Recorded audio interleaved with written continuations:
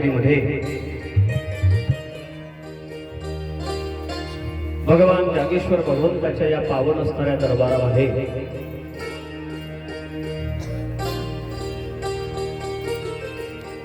शिवी कथेच्या निमित्तानं उपस्थित असणाऱ्या सर्व शिवभक्तांना माझा व्यासपीठावरून प्रणाम। सिया राममय सब जग जानी करहु प्रणाम जोड़ी युग पानी।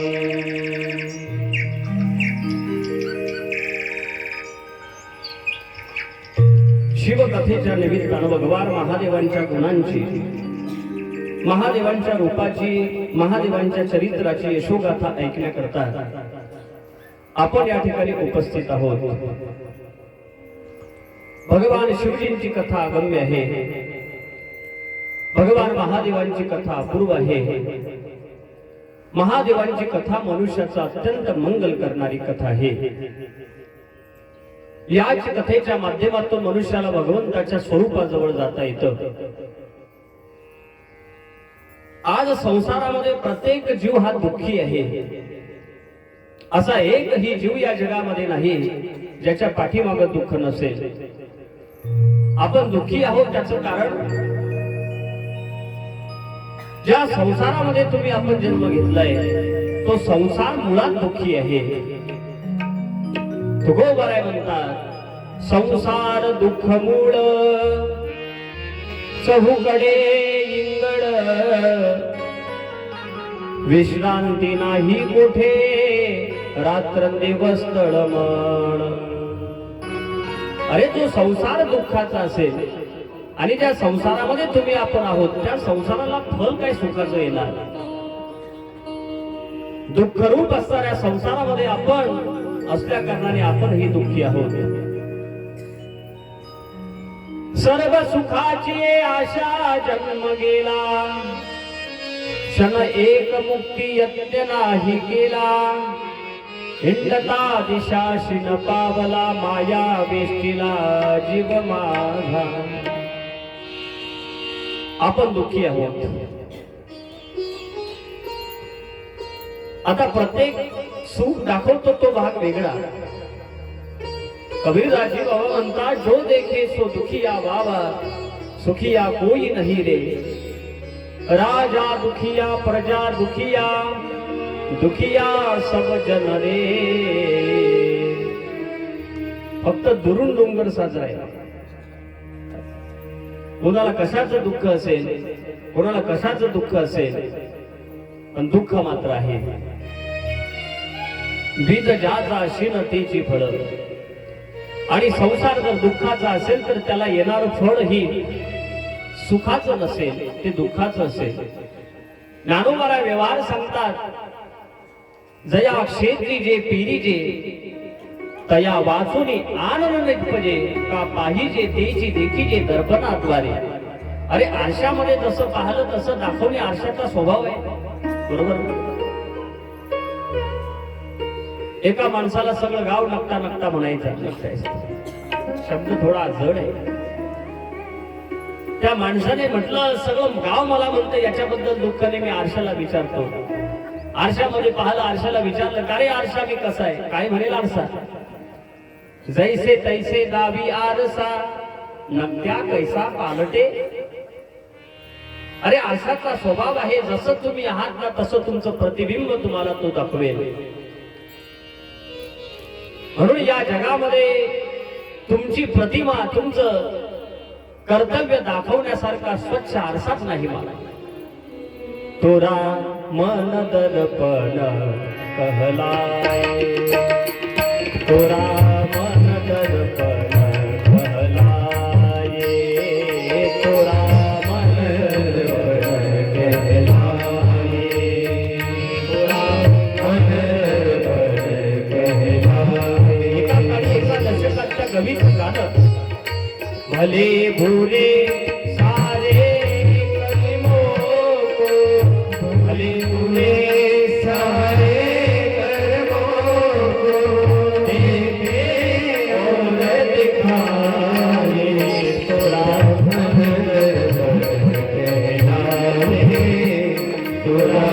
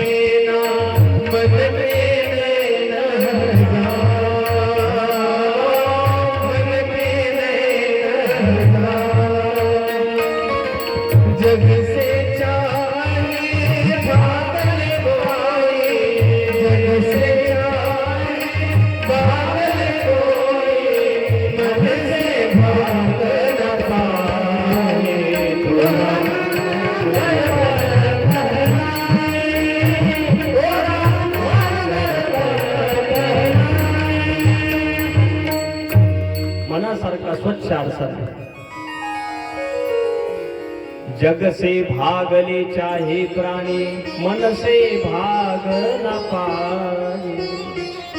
तुमची निंदा समाजामध्ये किती करू द्या, घाबरायचं नाही. समाजामध्ये आपली निंदा केल्या जात असेल, एक दिवस एकांतामध्ये जाऊन मनाला विचारायचं.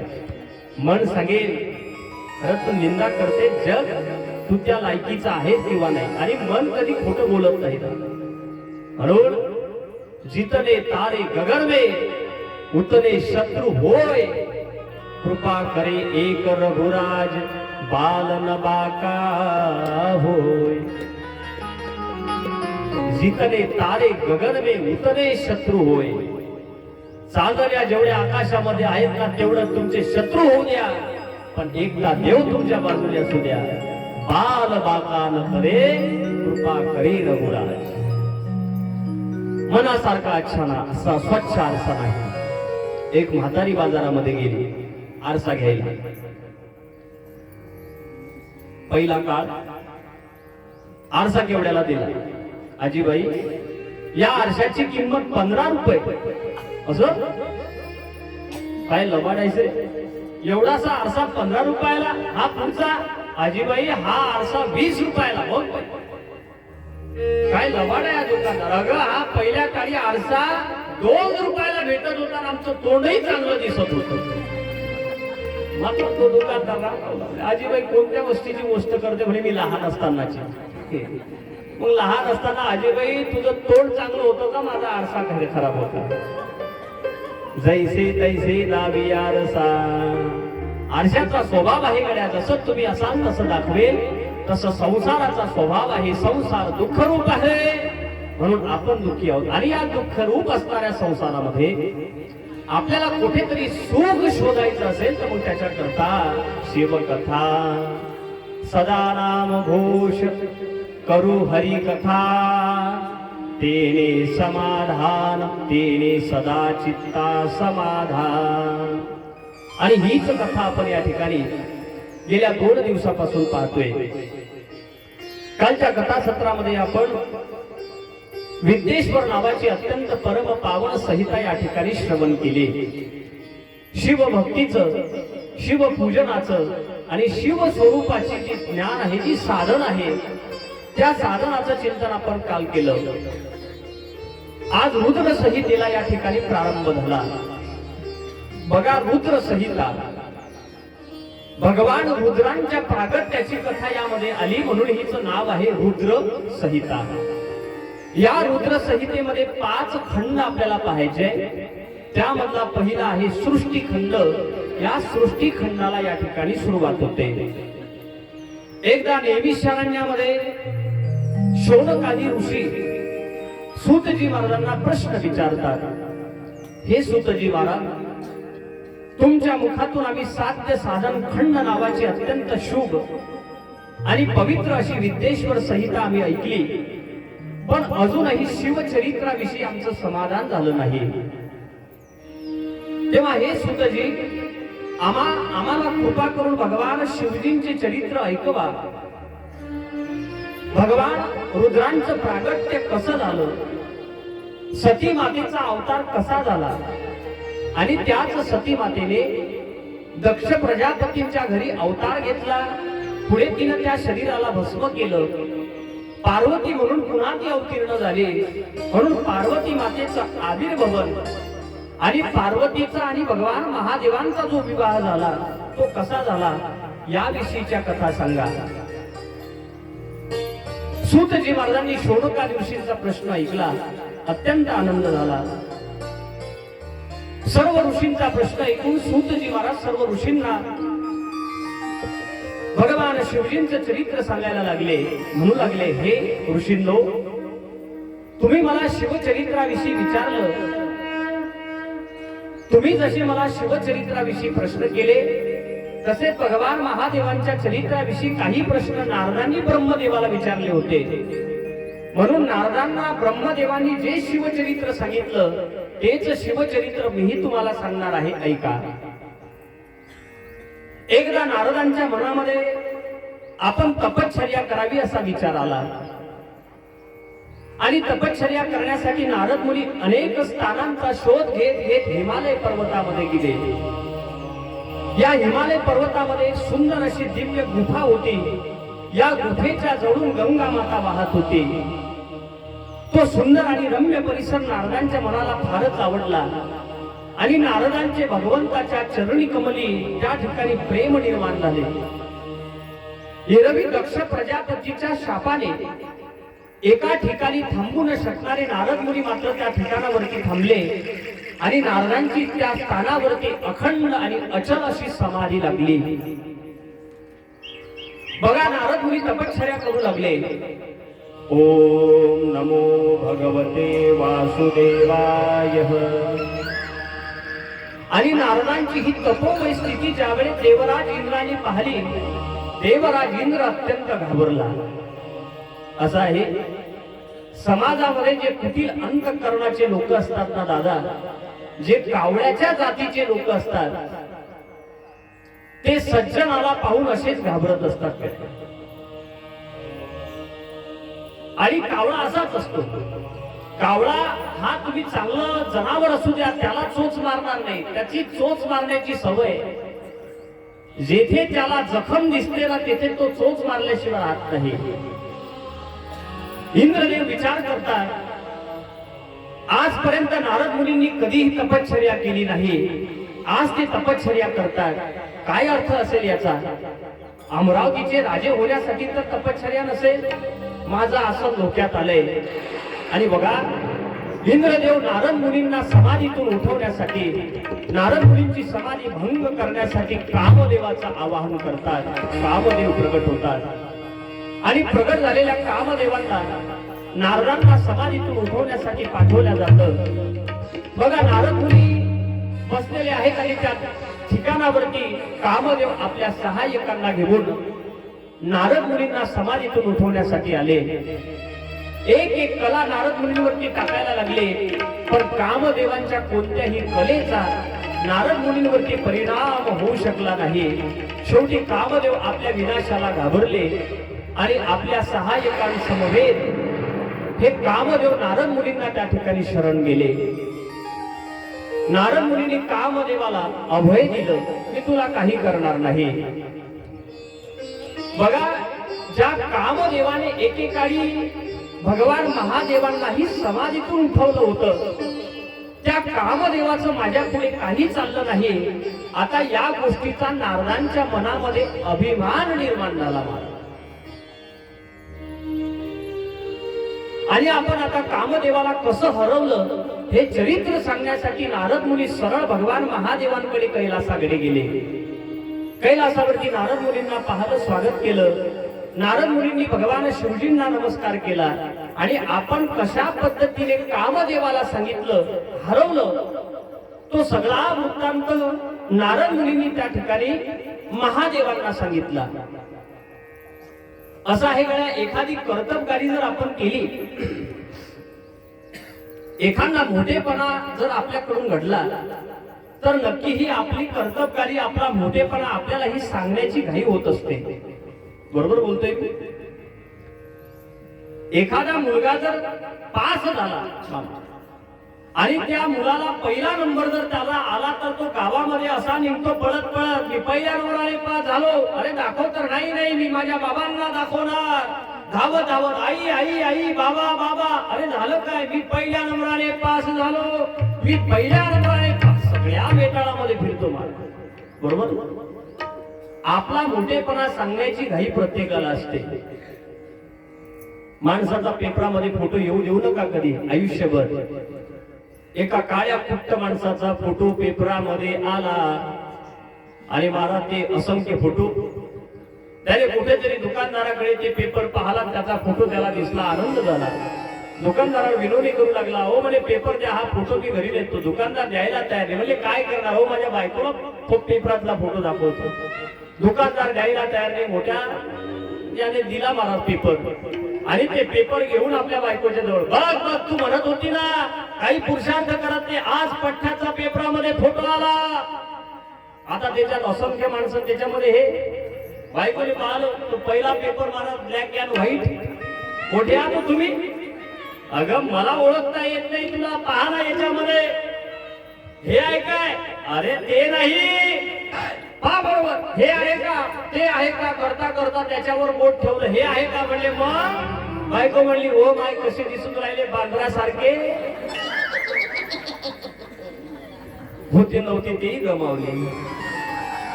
मोठेपणा सांगण्याची घाई प्रत्येकाला असते कडे.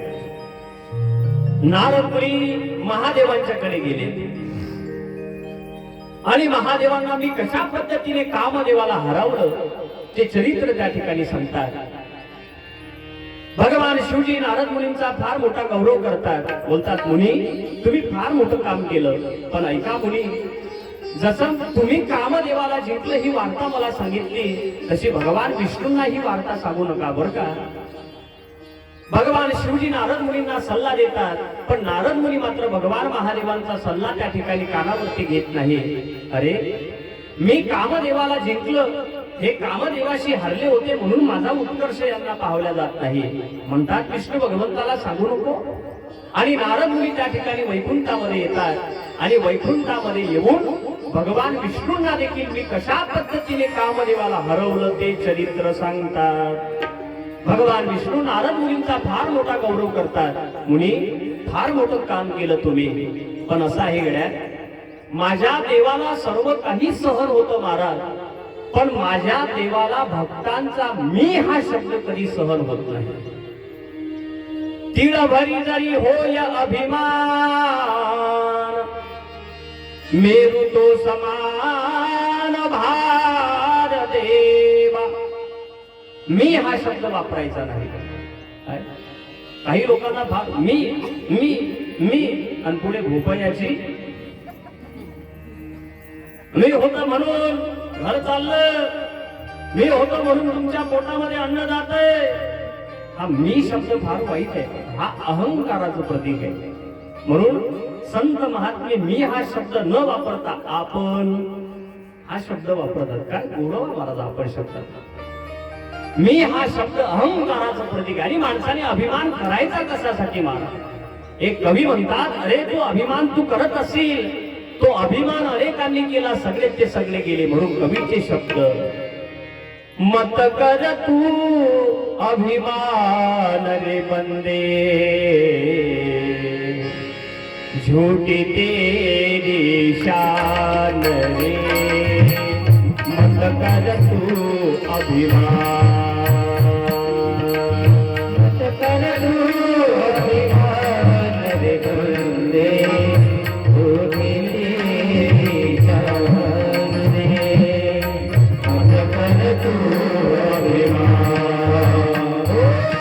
मत कर तू अभिमान रे बंदे, झूठी तेरी शान रे. मत कर तू अभिमान.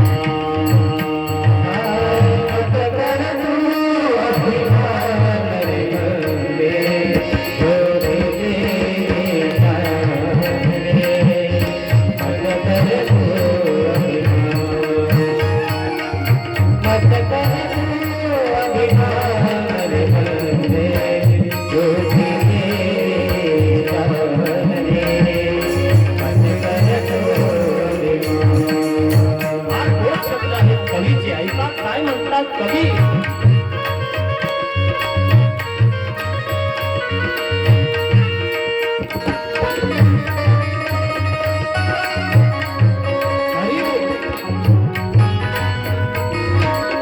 कवी म्हणतात तेरे जैसे लाखों आए,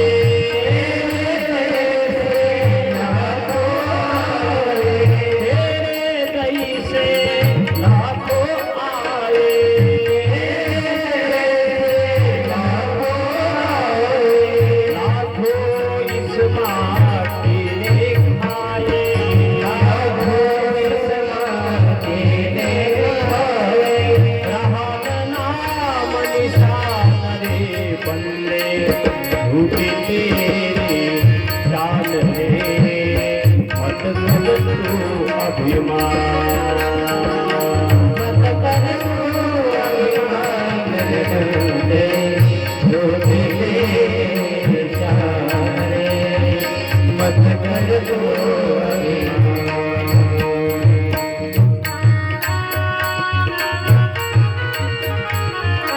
लाखो आले लाखो गेले पण कोणाचं नाव या जगामध्ये घेतल्या जात नाही. जो अभिमानी असेल त्याचं नाव जगामध्ये घेतल्या नाही, म्हणून अभिमान करायचा नाही दादा. हा कवीचे गोड शब्द आहेत. कवी म्हणतात ऐका,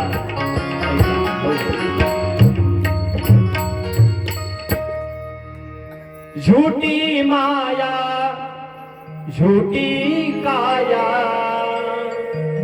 वो तेरा जो हरि गुण गाया, जपले प्रभु का नाम रे बंदे,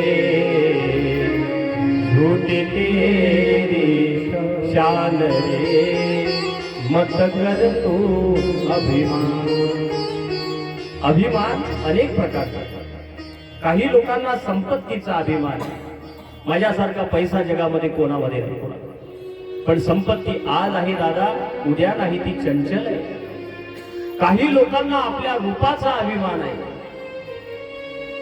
पण रूप आहे ना आज आहे, पण 80 वर्षाचे तुम्ही झालं की तुमचं नातोही तुम्हाला घाबरे असा चेहरा होतो तुमचा.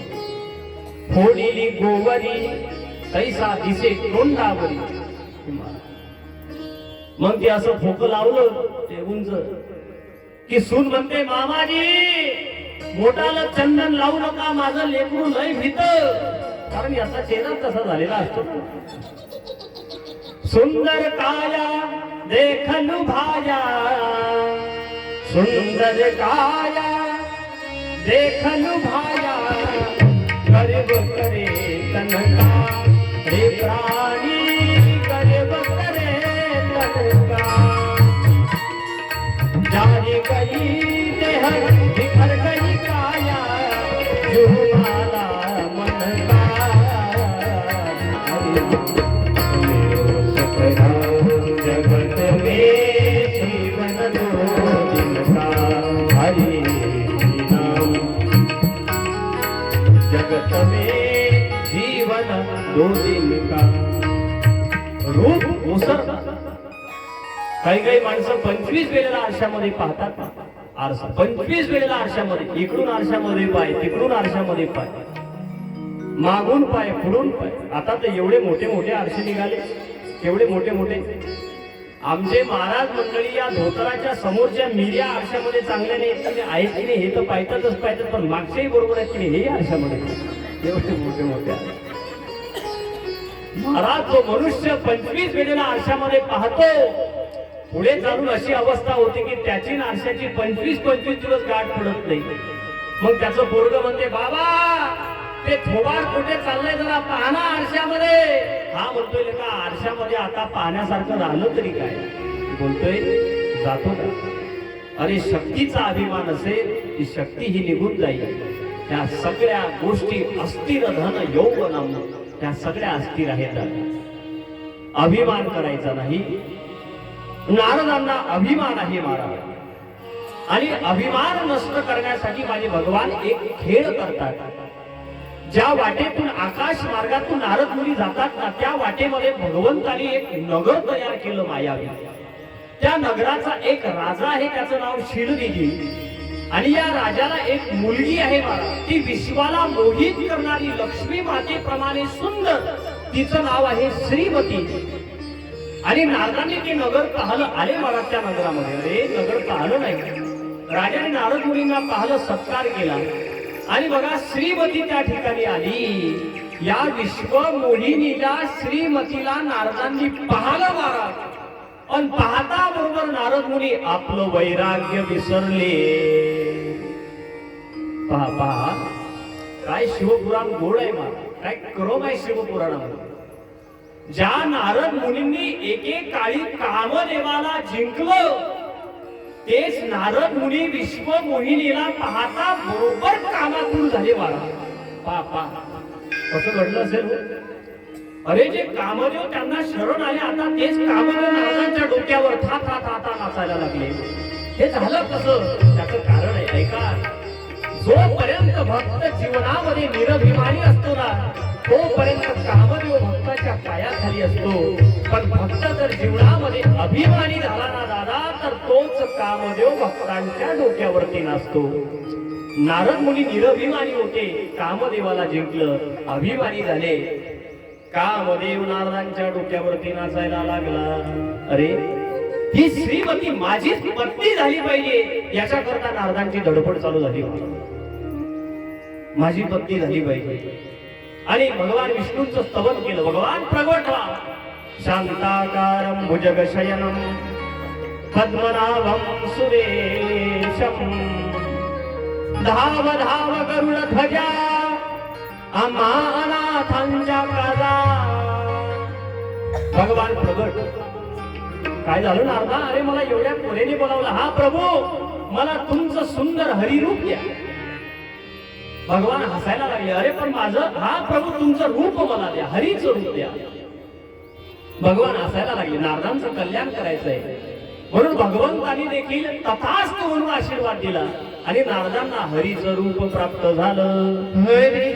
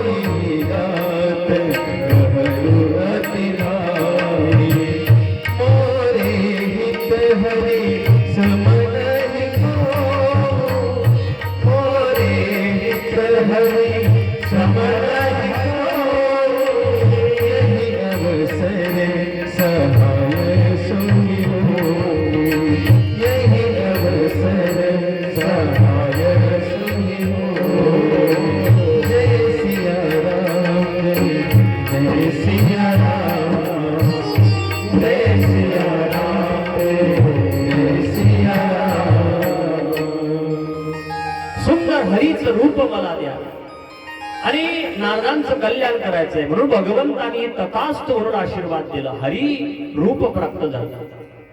पण बघा, हरी या शब्दाचा व्याकरण दृष्टीने एक अर्थ होतोय. हरी म्हणजे माकड. काय होतं? हरी म्हणजे वानर, हरी म्हणजे माकड. आणि भगवंतांना नारदांचं कल्याण करायचंय म्हणून नारद मुनीला भगवंतांनी माकड बनवलं. तुम्ही विचार करा, अहो नारद मुनी भगवंताचे भक्त आणि माकड, असं आहे गड्या. एखादा रोगी जर रोगाने व्याकुळ होऊन डॉक्टरच्या जवळ कुपथ्य मागू लागला, तर डॉक्टर जसं त्याला कुपथ्य करू देत नाही. एखाद्या रोग्याला डायबिटीज झाला आणि डॉक्टरच्या जवळ जाऊन झाला गेला, डॉक्टर साहेब मला साखर खावीशी वाटते, डॉक्टर खाऊ देणार त्याला? डॉक्टर म्हणले, भाऊ जर तुम्ही साखर खाल्ली ना, तर 13 दिवसामध्ये तुमची जी पंगत होईल की नाही, त्याच्यामध्ये जास्त साखर लोकांना वाढावी लागेल.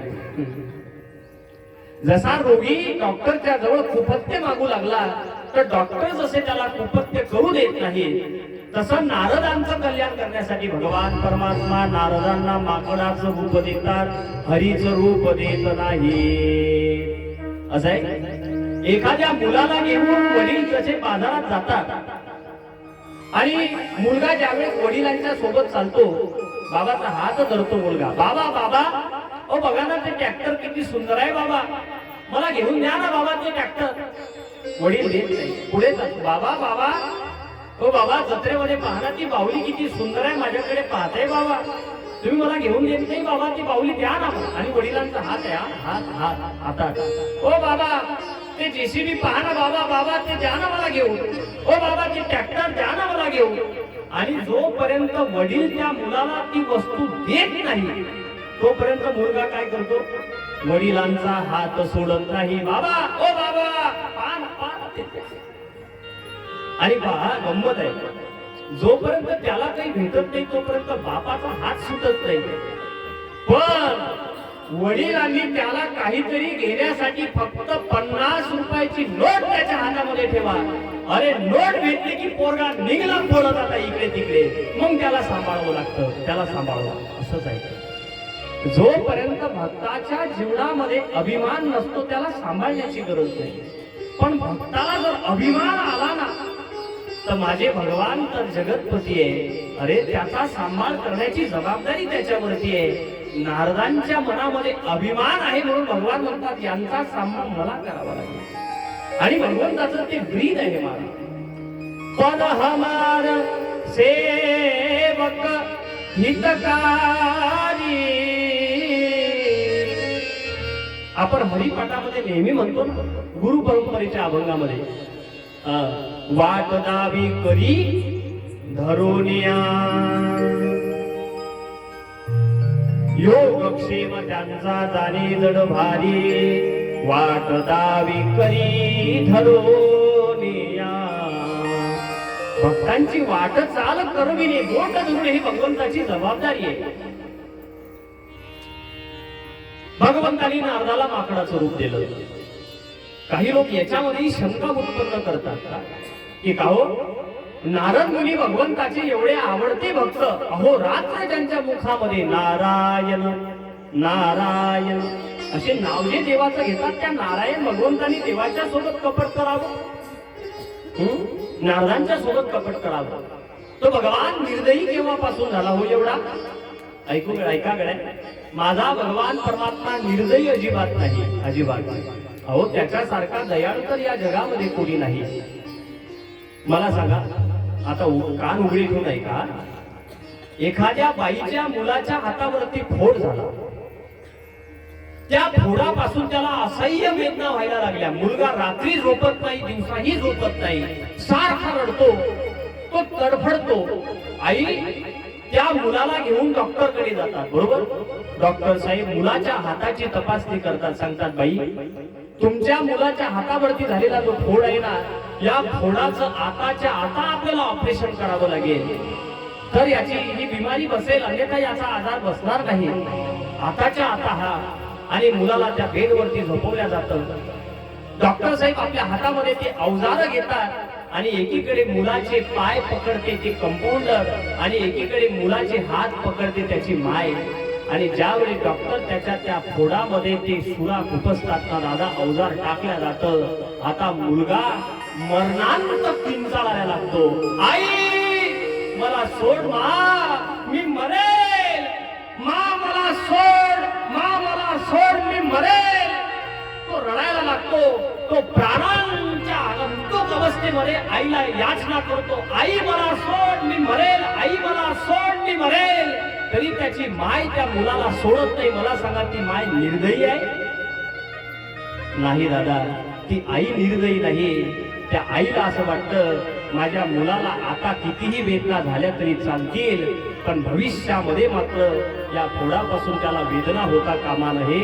तसं नारदांच्या हातामध्ये अभिमान रूपी फोड आहे आणि तो अभिमान रूपी फोड मुळातून उपटून काढण्यासाठी माझे भगवान परमात्मा नारदांना माकडाचं रूप देतात. नारद मुनींना असं वाटतं आपल्याला भगवंताचं दिव्य रूप प्राप्त झालं आणि असंख्य राजे आहेत, त्या राजाच्या गर्दीमध्ये आले बसले. बाजूला भगवान महादेवांचे दोन गण आहेत. ते नारदांच्या रूपाला पाहतात, हसायला लागतात. वा वा वा मुनी, काय रूप आहे तुमचं. असं रूप या सभेमध्ये कोणाला नाही, कारण तोड होतं माकडाचं आणि सगळं अवयव होते मानवाचे.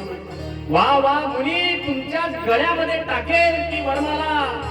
मायावत झालेले नारद मुनी मात्र भगवान महादेवांच्या दोन गणांच्या थट्टेला समजू शकत नाही. आणि थोड्या वेळामध्ये ती श्रीमती त्या ठिकाणी सभेमध्ये हातामध्ये पुष्पमाला घेऊन येते. सगळ्या राजांना ती पाहायला लागते. नारद मुनींना वाटते आपल्याच गळ्यामध्ये टाकणार. पहिला नंबर कोणाचा? आपलाच. आणि नारद मुनी आता त्या ठिकाणी श्रीमतीकडे पाहतात, पण श्रीमती ज्या बाजूला नारद मुनी बसले त्या बाजूला पाहतही नाही. आता नारद मुनी बैचेन झाले. ते उठतात, खाली बसतात. एखादा मनुष्य बैचेन असला की त्याचं चित लागत नाही. हो इकडे इकडे का तुम्ही काय झालं? काही नाही काही नाही. बैचेन झाले नारद मुनी. माझ्या गळ्यामध्ये वरमाला टाकली पाहिजे. या खुर्चीवरून त्या खुर्चीवर, त्या खुर्चीवरून त्या खुर्चीवर. पण श्रीमती नारदांकडे पाहतही नाही. आता नारद मुनी तडफडायला लागले. आणि थोड्याच वेळामध्ये भगवान विष्णू एका राजकुमाराचा वेश घेऊन त्या सभेमध्ये प्रगट झाले. श्रीमतीने पाहिलं, आपल्या हातामध्ये असणारी ती वरमाला श्रीमतीने भगवान विष्णूंच्या गळ्यामध्ये त्या ठिकाणी टाकली. आणि विष्णू भगवान परमात्मा या श्रीमतीला विश्वमोहिनीला घेऊन आकाश मार्गाने घेऊन जाऊ लागले. आता नारदांचा क्रोध वाढला. क्रोध वाढला. शिवजींचे दोन गण होते. मुनी, कसं झालं हो? याला जखमीवर मीठ टाकलं म्हणून. आणि हे समाजामध्ये जास्त असतात, म्हणून यांच्याकडे पाहायचं नसतं दादा. हे काय आताच आहे? हे कधीपासूनच आहे? तेव्हापासूनच आहे. जखमीवरती मीठ सोडणार. मुनी, कसं झालं असेल हो? अहो त्याचं कारण तुम्हाला माहिती नाही. काय कारण आहे? अहो जरा पाण्यात तुमचं थोबाड पा, थोबाड. नारद मुनी स्वच्छ पाण्यामध्ये आपल्या प्रतिबिंबाला पाहतात. अरे अरे अरे, काय रूप आहे माझं, काय वरमाला टाकेल माकडाचं. देवा, माझ्यासोबत कपट केलं तू. हे दोन गण आपली थट्टा करत होते. नारद मुनीने सांगितलं, मूर्खांनो, माझी थट्टा करत होतात आतापर्यंत साधूची चेष्टा. मी श्राप देतो तुम्हाला, तुम्ही राक्षस व्हाल. आता नारद मुनी निघाले आकाशामध्ये. भगवंतानी माझ्यासोबत कपट केलं, मला माकड बनवलं. मी त्या भगवंताला सोडणार नाही, मी सोडणार नाही. म्हणून नारद मुनी आता त्या ठिकाणी भगवंताच्या जवळ आले. असाही राधा ऐका, ज्या वेळेस माणसाची बुद्धी भ्रमित होते ना, त्यावेळेस देवताही माणसाला कपटी दिसायला लागतात. काही लोक म्हणतात, महाराज तुमचा देवही चोराचा सोबती आहे हो. देव कसा चोराचा सोबती असेल? अरे तुझं काम केलं नाही म्हणून तुला चोर दिसतोय का? माझा देव कपटी कसा असेल दादा? अरे देव तर त्याला म्हणतात जो सर्वांकडे सारख्या बुद्धीने पाहतो दादा. पण जेव्हा बुद्धी भ्रमित होते, देव ही कपटी दिसायला लागतात महाराज. नारद मुनी भगवान परमात्म्याकडे येतात आणि भगवंताला रस्त्यामध्ये त्या ठिकाणी गाठल्या जाते. नारद मुनी रागावलेले आहेत आणि रागावलेले नारद मुनी त्या ठिकाणी भगवंताला श्राप देतात. काय श्राप आहे ऐका. कभी आकृति तुम गिल्ली हमारे, कभी हही किसान सहाय तुम्हारी. कभी आकृति तुम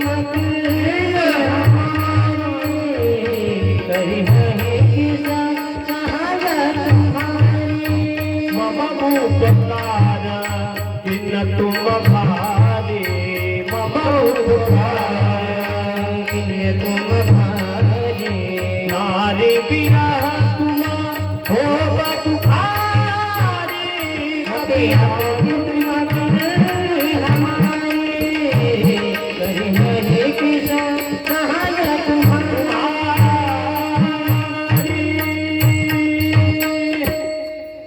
नारद मुनी देवाला म्हणतात, देवा तू मला माकडासारखं बनवलं, म्हणून तू एक अवतार घेशील, ज्या अवतारामध्ये माकडच तुझी सहाय्यता करतील. देवा जे शरीर तू धारण केलं ना मानवाचं, राजकुमाराचं, ते शरीर तुला प्राप्त होईल. आणि देवा जसं मी स्त्रीच्या विरहामध्ये वेड झालो ना देवा, तसं तूही स्त्रीच्या विरहामध्ये वेडा होशील, मी तुला श्राप देतो. नारद मुनी भगवंताला श्राप देतात आणि ऐका, माझा भगवान परमात्मा नारदांच्या शापाचा स्वीकार करतो. आपल्या मायेला हटवल्या जातं महाराज. जशी भगवंताची माया हटून जाते, विश्व मोहिनी राहत नाही, नगर राहत नाही, कोणीही राहत नाही, फक्त नारद मुनी आणि भगवान. शाप शीश धरे हर्षहिया, प्रभु बहु विनती. शाप शीश धरे हर्षहिया, प्रभु बहु विनती. निज माया के प्रबलता करसि कृपा धरहि. जब हरि माया दूर निवारी, जब हरि माया दूर निवारी, नहीं कहर मान राजकुमारी. तब मुनियति सहित हरि चरणा, तब मुनियति सहित हरि चरणा, कहि पाई प्रणतार सहरणा. जय सिया राम, जय सिया राम, जय सिया राम, जय सिया राम. सगळी माया नष्ट झाली आणि भगवान आणि नारद मुनी त्या ठिकाणी आहे. नारदांना आपला अपराध कळाला. नारद मुनींनी भगवंताचे पाय पकडले. देवा, माझ्याकडून अपराध झाला देवा, पाप घडलं देवा, मी तुला श्राप दिला. प्रभू, मी माझ्या आराध्याला श्राप दिला. नारद मुनींना उचलतात भगवान. अरे नारदा, मला याकरताच एक अवतार घ्यायचा होता, यात तुझा दोष नाही. अरे पण मी माझ्या आराध्य दैवताला या वाणीने श्राप दिला, पाप झालं, आता माझं कसं?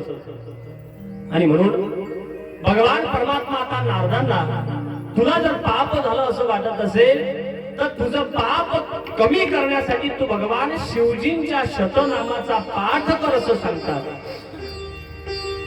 बघा, काही मंत्र असे आहेत जे मंत्र जर तुम्ही घेतले तर ते माणसाचे पाप कमी करतात. तुम्हाला पाप घडलं असं वाटत असेल तर भगवान शिवजींच्या शतनामाचा तुम्ही पाठ करा. आता भगवान शिवजींचे जे शतनाम आहेत ना, ते शिवपुराणामध्ये सांगितले गेलेत महाराज. आपल्याला वेळ भेटला तर नक्की पाहू, आणि नाही वेळ भेटला त्याला काय. आपल्याकडे वेळेची मर्यादा आहे. कारण जास्त लाभवलं तुम्ही तर तुम्ही म्हणा महाराजांना बऱ्याच दिवसापासून खाळाय वाटते कधी. जसं जसं भगवान आपल्याकडून बदलून घेतील तसं तसं आपण पाहू. बरोच आहे शिवपुराणामध्ये. आता महाराज, पहिली वेळ आहे आपली शिवपुराणाची. आम्ही बऱ्याच वेळेला शिवपुराणाचं चिंतन केलं. इतर ग्रंथ सांगत असताना आम्हाला एवढी कठीणता वाटत नाही. सहज सांगल्या जातात इतर ग्रंथ, कारण एका देवाची कथा आहे. पण शिवजींची कथा फार कठीण आहे, कारण त्याच्यामध्ये कर्मकांड आहे. थोडं जरी सांगत असताना आपण इकडे तिकडे गेलो तर वाचेचा दोष तयार होण्याची भीती आहे. शिवाय वक्ताकडे ती जबाबदारी आहे की बोलत असताना त्याने जबाबदारीने बोलावं. कारण मी काहीही बोललो तर तुम्ही ते ऐकणारे आहात, त्याचा दोष तुम्हाला नाही, त्याचा दोष मला आहे. ऐका, पाप घडलं तर काही मंत्र असे आहेत जे माणसाचे पाप नष्ट करतात. पाप नष्ट होण्याकरता भगवान शिवजींच्या शतनामाचा पाठ. ऐका पुढे. असं आहे, माणसाला एखादी बिमारी झाली, आजार झाला, आणि तो आजार जर बसत नसेल, आता त्याच्यामध्ये नावच आहे का, कॅन्सर, किडनी, पॅरालाइज, म्हणजे हे बिमारी आहे. तर विष्णू सहस्रनामाचा जर तुम्ही पाठ केला तर विष्णू सहस्रनाम सिद्ध होतं. पण ते कसं करायचं? तर भयंकर व्याधी असली तर त्या व्याधीमध्ये विष्णू भगवान परमात्म्याच्या नावाचे 108 वेळेला जप सकाळी आणि संध्याकाळी करायचं. माणसाची व्याधी निवारण होते. आता नाही जमलं तुम्हाला, कारण विष्णू सहस्रनाम होत आहे. म्हणून मा ललिता, त्रिपुरा, महासुंदरी आणि भंडासुराचं ज्यावेळेस युद्ध झालं होतं, या युद्धामध्ये भांडासुराने महारोगास्त्राचा प्रयोग केला होता आणि हे जे महारोगास्त्र मंत्र आहे ना महाराज, हा कोणत्याही बिमारीला नष्ट करतो आणि त्याचा उपयोग तेव्हापासून आपल्या सनातन हिंदू धर्मामध्ये व्हायला लागला. तो मंत्र आहे, ऐका काय आहे. एखादं असं पाणी घ्यायचं आणि आजार झाल्यानंतर या मंत्राला सिद्ध करायचं. म्हणजे मंत्र सिद्ध कधी होत असतो, ज्यावेळेस तुम्ही त्याचा सारखा उच्चार करत राहता. तुम्ही दिलेला मंत्र ज्याचा सारखा सारखा पाठ करत राहता आणि असंख्य पाठ तुमचे त्या मंत्राचे झाले की तो मंत्र सिद्ध होतो. ऐका, आजार झाला तर त्या आजाराला नष्ट करण्याकरता मंत्र ओम अच्युताय नमः, ओम गो अनंताय नमः, ओम गोविंदाय नमः, हे 3 नावं म्हणायचे. पाण्याचा ग्लास घ्यायचा कलशामध्ये तांब्यामध्ये आणि हे 3 नावं सारखे सारखे म्हणायचे. कोणते? ओम अच्युताय नमः, ओम अनंताय नमः, ओम गोविंदाय नमः. या 3 नावाचा महिमा गात असताना वेदव्यास महर्षी काय म्हणतात ऐका.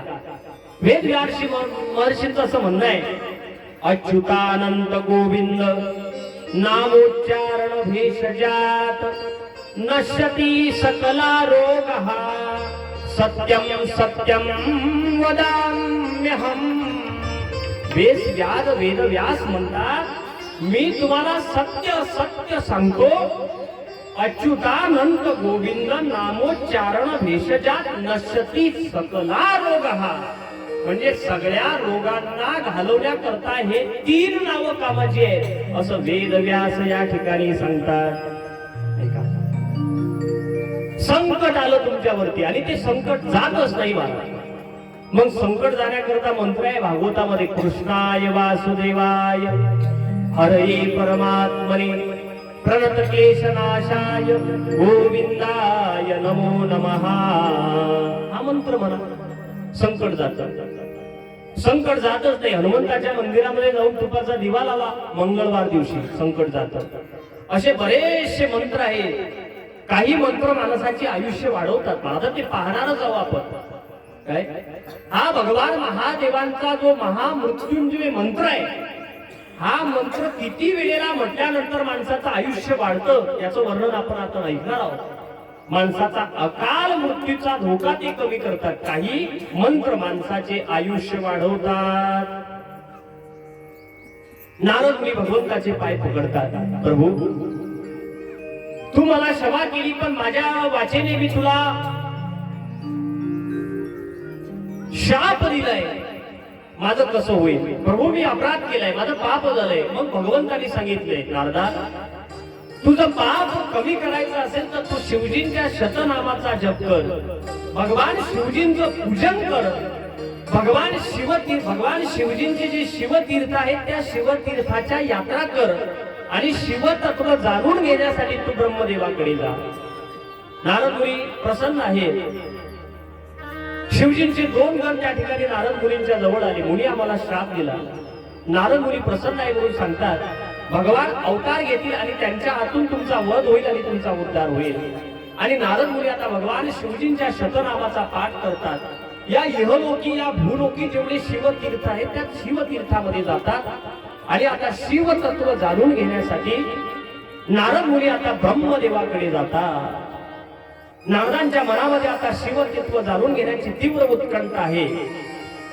सूतजी महाराज सर्व ऋषींना सांगतात, हे ऋषींनो, आता तुम्ही जसे मला शिवतत्वाविषयी प्रश्न विचारले तसेच प्रश्न नारदांनी ब्रह्मदेवाला विचारले आणि म्हणून ब्रह्मदेवांनी नारदांना जे शिवतत्व सांगितलं तेच शिवतत्व मीही तुम्हाला या ठिकाणी सांगणार आहे. ब्रह्मदेव नारदांना म्हणतात, हे नारद, तू मला शिवतत्वाविषयी विचारले, पण भगवान शिवजींच्या परम अद्भुत स्वरूपाविषयी जेवढी माहिती भगवान विष्णूंना आहे तेवढी मला माहिती नाही. पण तरी देखील भगवंताच्या कृपेने, भगवंताच्या आज्ञेने मला भगवान शिवजींच्या स्वरूपाचं जी माहिती ज्ञात आहे ना ते मी तुला सांगतो. ऐक. हे नारद, एका महाप्रलयानंतर संपूर्ण चराचर नष्ट झालं.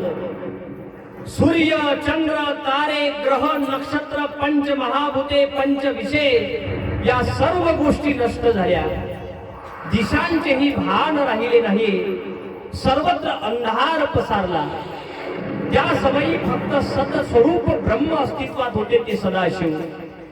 जे ब्रह्म अस्तित्वात आहे त्या ब्रह्माला नाव नाही, त्याला रंग नाही, त्याला रूपही नाही. नाथ महाराजांच्या भाषेत पहिले कोठेच नव्हते काही, सूर्य चंद्र तारा नाही. अवघे शून्यचे होते काही, कानोबा तेरे तेरे ते. बघा, शून्याचा शोध आपल्या संतांच्या वाङ्मयामध्ये प्रथम आहे. ते भट्ट म्हणतात आम्ही लावला. अरे पा, शून्य शब्द. पहिले कोठेच नव्हते काही, सूर्य नाही, चंद्र नाही, तारा नाही, अवघे शून्य होते पाही. पण एक होत, कोणतं? कानोबा ते ते ते. कोण? रंग नाही, रूप नाही, नाही वर्ण छाया, निर्गुण निराकार एक तूची रघुराया. रंग नाही, रूप नाही, नाही वर्ण छाया, निर्गुण निराकार एक तूची रघुराया.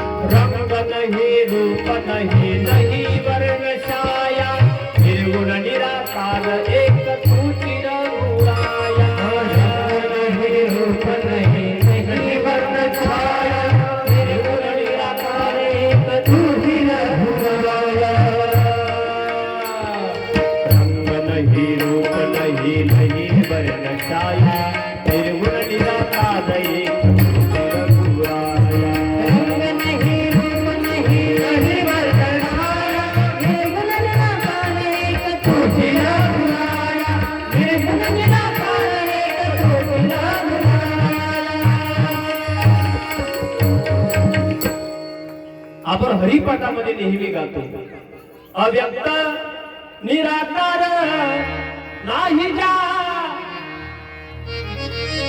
तुम्ही घेतलंय हरिपाठ वाटत?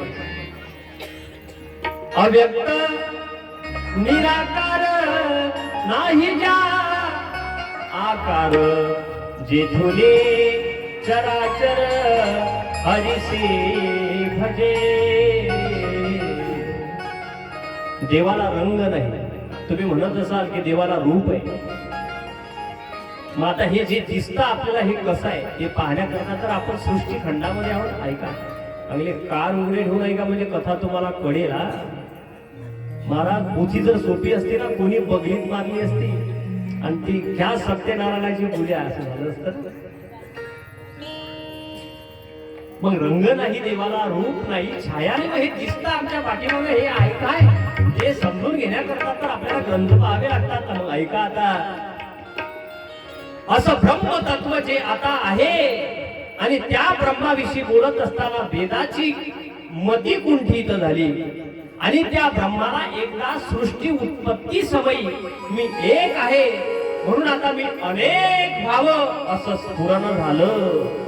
आणि ऐका, त्या संकल्पाला अनुसरून त्या अमूर्त परमात्म्याने आपल्या इच्छेने आपलीच एक मूर्ती तयार केली, त्याला म्हटल्या जाऊ लागलं ईश्वर. हे जे दिसते ना, राम, कृष्ण, दत्तात्रय प्रभू, पाठीमागे असणारे महादेव, हे कोण आहे? हे आहेत ईश्वर. पण जे आहे ते कसं आहे? ते शून्य. त्याला आकार नाही, त्याला रूप नाही.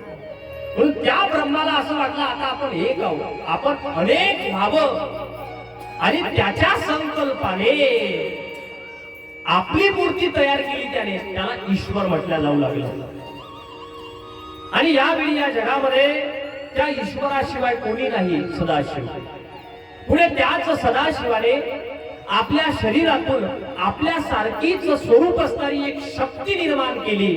त्या शक्तीला आपण प्रकृती म्हणतो, तिला गुणवती म्हणतो, तिला माया म्हणतो, तिला काली म्हणतो. तिला अनेक नाव आहे. ती अंबिका शुभ लक्षणांनी युक्त असून तिला अनेक नाव आहे. पुढे याच सदाशिवांनी त्या पराशक्तीच्या सहाय्याने एक शिवलोक तयार केला. शिवलोक नामक क्षेत्र तयार झालं. ते परम पावन स्थान काशी या क्षेत्राने पुढे विख्यात झालं. काशी म्हणून विद्वान लोक या स्थानाला अविमुक्त क्षेत्र म्हणतात. अविमुक्त क्षेत्र का? तर प्रलयामध्ये काशीचा नाश होत नाही महाराज. ही काशी नगरी आहे ना, ही महादेवाच्या त्रिशूळावरती बसली. म्हणून प्रलय जरी झाला तरी प्रलयामध्ये काशीला भीती नाही. म्हणून तिला काय म्हटलं जातं? अविमुक्त क्षेत्र.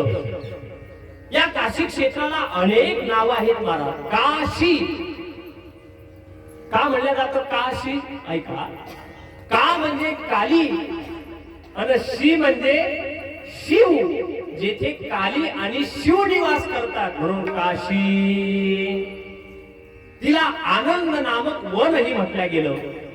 म्हणजे या काशी क्षेत्राला अनेक नाव आहेत. आनंद नामक वन या काशी क्षेत्रामध्ये भगवान महादेवांनी सदाशिवांनी तयार केलं.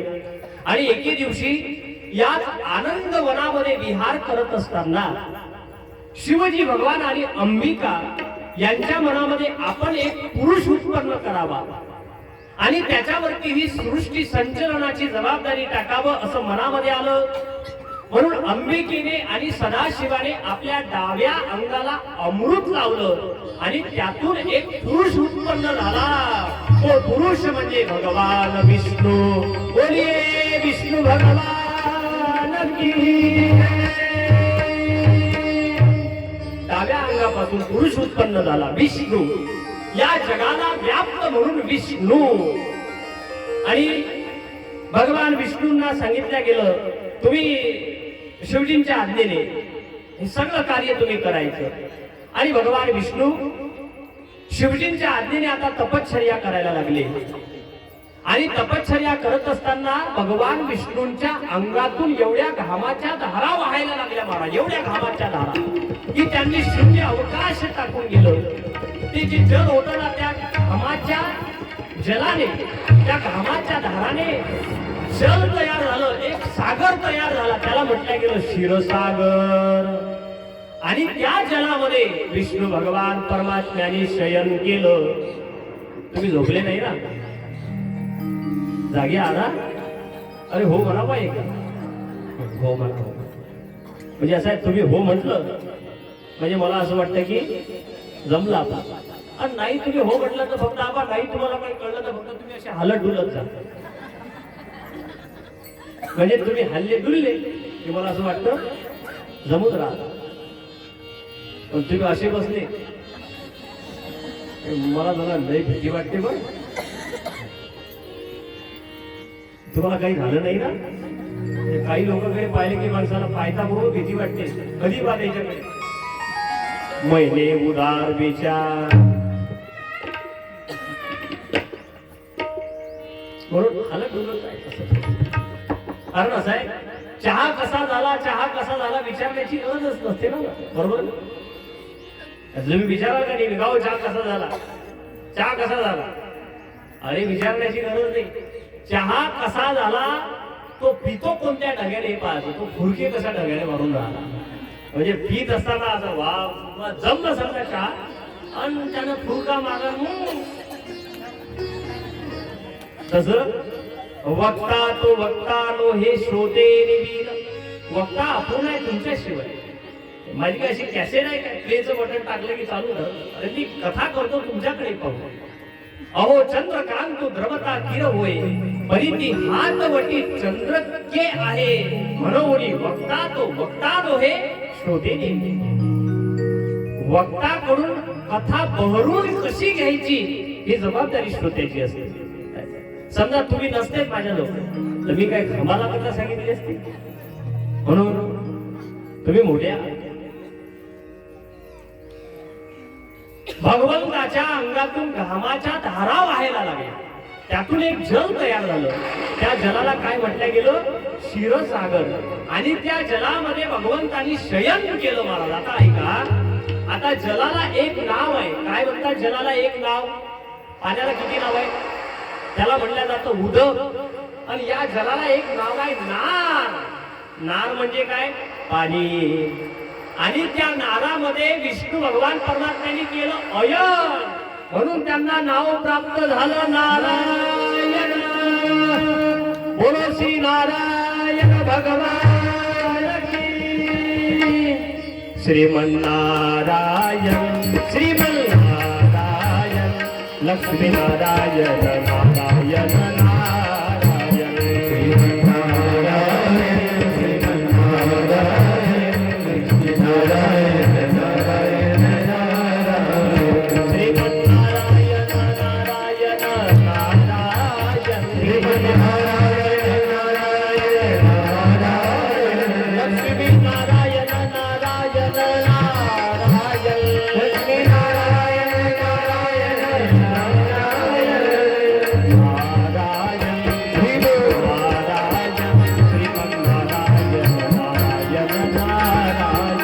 श्रीमन्नारायण श्रीमन्नारायण नारायण नारायण.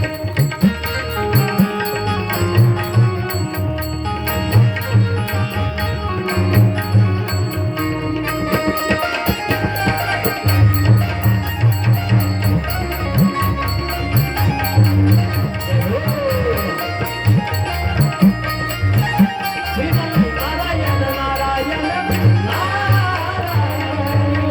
बोलिए श्री नारायण भगवान की. हा जो खंड आहे ना, या खंडाचं नावच काय आहे? सृष्टी खंड. ही सृष्टी कशी उत्पन्न झाली तिची कथा येते, म्हणून सृष्टी खंड. काय झालं सगळ्यात अगोदर उत्पन्न? महाराज मला पुढच्या वर्षी सांगतात. काही नव्हतं तेव्हा काय होतं? शून्य. आणि त्या ब्रह्माला आपण अनेक व्हावं असं स्फुरण झालं, म्हणून ईश्वर. जे जे दिसतात ना तुम्हाला, राम कृष्ण पाठीमागे असणारे रुद्र, हे काय आहे? ईश्वर. हे सगळे ईश्वर. आणि त्या सदाशिवाने आपल्या डाव्या अंगाला काय लावलं? अमृत. आणि त्यापासून काय तयार झालं? त्यापासून झाले भगवान विष्णू. तपश्चर्या केली, घामाच्या धारा वाहायला लागल्या. ते जल एवढं होतं विस्तीर्ण, व्यापलं महाराज सगळ्या. आणि थकले तपश्चर्या करता करता, म्हणून त्या जलामध्ये केलं अयन. आणि नार म्हणजे काय? पाणी. आणि त्या नारामध्ये केलं अयन, म्हणून काय प्राप्त झालं? नारायण. आता तुमच्या आमच्यापर्यंत यायचं आपल्याला. तुम्ही कसे आले? तुम्ही हिरे कसे आले? त्या जगामध्ये तिथपर्यंत यायचं ना आपल्याला. सृष्टीच्या उत्पत्तीची कथा. नारायण भगवान परमात्मा जलामध्ये अयन करतात. त्यावेळी नारायण भगवंताशिवाय या जगामध्ये दुसरी प्राकृत वस्तू नाही महाराज. आणि पुढे या भगवंतापासून सर्व तत्व आता उत्पन्न व्हायला लागली. पुढे प्रकृतीपासून महत्त्व 3 गुण तयार झाले. रजगुण, सत्वगुण, तमोगुण. पुढे त्रिविध अहंकार तयार झाले. अहंकारापासून 5 तन मात्रा, शब्द, स्पर्श, रूप, रस, गंध असे 5 विषय, 5 महाभूते, 5 ज्ञानेंद्रिये, 5 कर्मेंद्रिये. आणि या सर्व तत्वांना ग्रहण करून परम पुरुष नारायण भगवंतानी शिवजींच्या इच्छेने याच ब्रह्मरूप जलामध्ये अयन केलं. पुढे ब्रह्मदेव नारदांना सांगतात, हे नारद, ज्या वेळेस विष्णू भगवान परमात्मा त्या क्षीरसागरामध्ये शयन करत होते, त्यावेळी त्यांच्या नाभी कमलातून एक कमल उत्पन्न झालं. आणि त्या कमलामध्ये, त्या कमलाच्या देठामध्ये स्वतः भगवान शिवजींनी मला आणून सोडलं. माझी उत्पत्ती झाली. कोणाची? अरे तुमची नाही, कोणाची? ब्रह्मदेवाची उत्पत्ती झाली. आता बघा त्या विस्तीर्ण कमलाच्या देठामध्ये भगवान परमात्म्याने जे नारायण भगवंताच्या नाभी कमलातून निघालं आणि त्या कमलाच्या देठामध्ये ब्रह्मदेवाला आणून सोडलं. ब्रह्मदेव पाहायला लागले, इकडे तिकडे कोणी दिसत नाही. ब्रह्मदेव विचार करतात, अरे मी कोण आहे, मी कुठून आलो, माझं कार्य काय आहे, मी कोणाचा पुत्र आहे, मला निर्माण कोणी केलं, शोधलं पाहिजे. म्हणून हे नारद, मी त्या कमळाचा अंत आणि ते कमळ पाहण्याकरता त्या देठामध्ये शिरलो.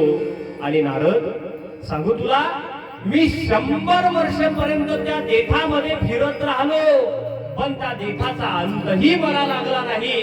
आणि त्या देठाच्या वरती असणारा ते कमलही मला दिसलं नाही. किती वर्षापर्यंत?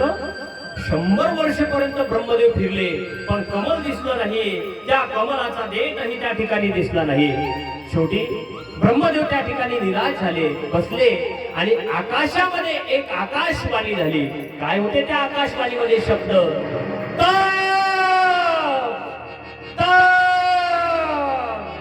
हे ब्रह्मदेवा, तुम्ही तपश्चर्या करा आणि तपश्चर्या केल्यानंतर माझं दर्शन तुम्हाला होईल. बघा, शब्द महत्वाचे आहेत. तप, माणसाने काही तप केल्याशिवाय, काय शब्द आहेत म्हणा, तप, माणसाने काही तप केल्याशिवाय माणसाची वाढत नाही पत. काय वाढत नाही? पत वाढत नाही.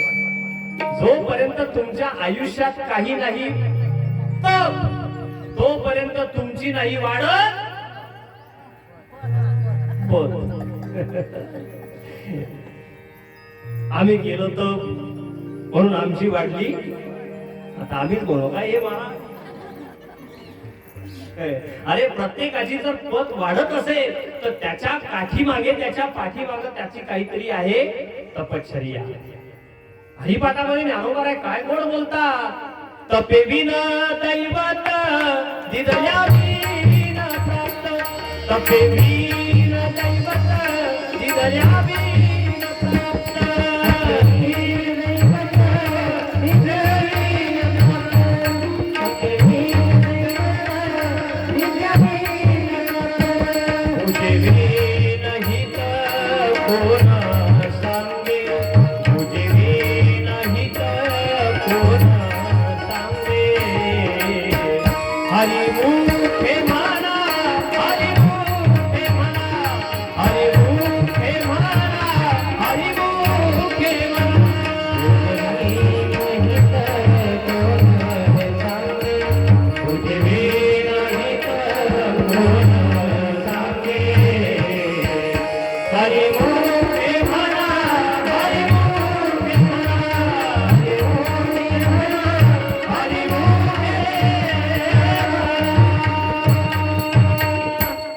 तपाशिवाय माणसाला देव प्राप्त होत नाही. काहीतरी तपश्चर्या असली पाहिजे माणसाच्या जीवनामध्ये. जोपर्यंत तुमची तपश्चर्या नसेल तोपर्यंत देव तुम्हाला भेटत. मग तपाचे प्रकार आहेत, काही कायिक आहेत, काही वाचिक आहेत, काही मानसिक आहेत. कायिक म्हणजे शरीराला थोडस पीडा देणे तप करणे. कायिक उपवास करा, कायिक तप आहे. एकादशी धरा, शिवरात्री धरा, आऊट उपास धरता तुम्ही. आऊट उपास, आऊट. बरं ते आमच्या घरात आग लागली, आमचे कोणी ऐकत? वैभव लक्ष्मी, संतोषी माता, गुरुवार,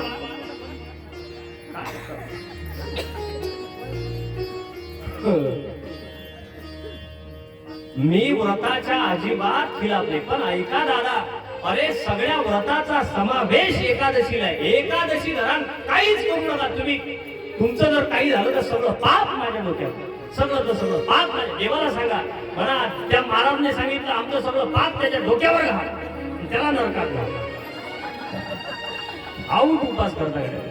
संतोषची माय, वैभवची आई, मार्गशीर्षाची गुरुवार, गेली शिवरात्री सोडून तुम्ही ना गेलं एवढं चांगलं एकादशीचं व्रत तुम्ही सोडून. जो एकादशीचे व्रतधारी नित्यानंदे त्याचे घरी, सर्व पर्व काळाचे श्री एकादशी पै माझी. हे कोणी कोणाला सांगितलं? निलेश महाराजांना.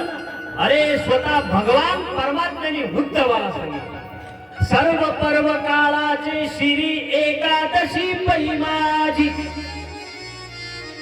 सर्व व्रताचा समावेश एकादशी व्रतामध्ये होतो, म्हणून एकादशी केली की सगळे व्रत तुम्हाला अनायासे भेटतात. काहून लागले मागे गळ्या तुम्ही? काहून ऐकत नाही?